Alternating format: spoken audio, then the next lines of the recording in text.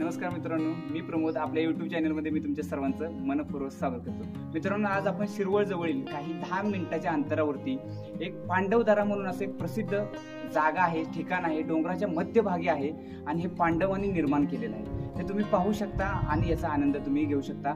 वेळ मिळाला तर तुम्ही या ठिकाणाला भेट द्यावी. या तुम्हाला दाखवतो.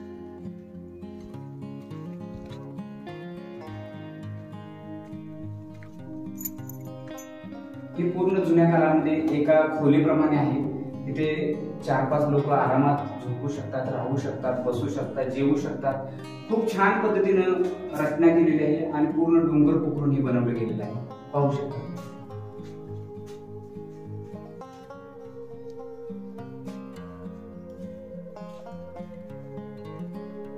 तसंच इथं पिंडीची निर्मिती केलेली आहे. तुम्ही बघू शकता की डोंगरामध्ये शंकराची पिंड सुद्धा त्यांनी तयार केलेली आहे.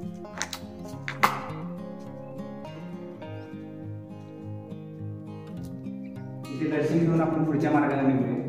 हे पाहू शकता पिंडीच्या स्वरूपामध्ये पूर्ण मंदिर कसं बनवण्यात आलेलं आहे.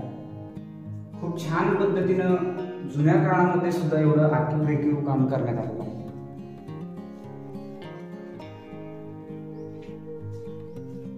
आता आपण बाकीची रचना कशी केलेली आहे ती पाहू.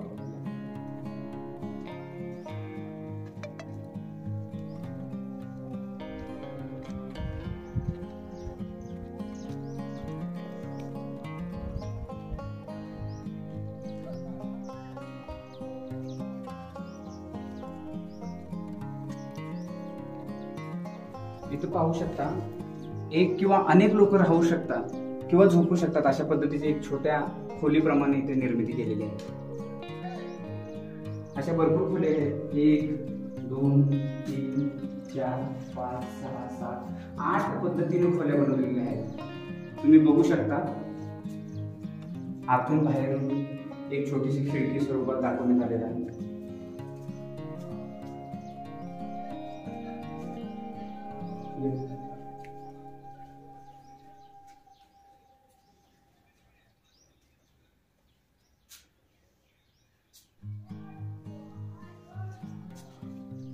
आपण एका खोलीमध्ये जाऊन बघूया की कशा पद्धतीने रचना केलेली आहे. हे बघा, पूर्ण इथे बसण्यासाठी किंवा एक व्यक्ती झोपू शकतो अशा पद्धतीचं नियोजन आहे आणि त्याला एक छोटीशी खिडकी आहे. खिडकीतून तुम्ही मला पाहू शकता. खूप छान पद्धतीने रेखीव काम केलेलं आहे.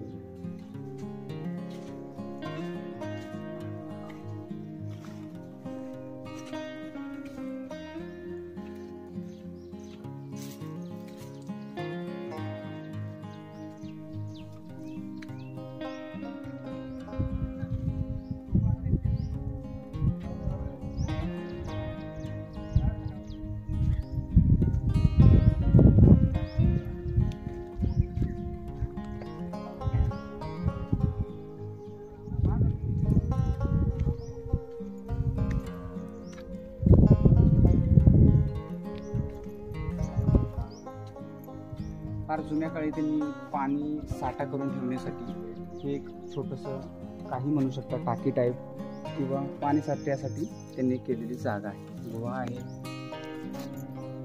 खूप छान पद्धतीने निर्मिती केली. आता फायनली आपण त्यांच्या पांडवांच्या मंदिराकडे आपण जात आहे.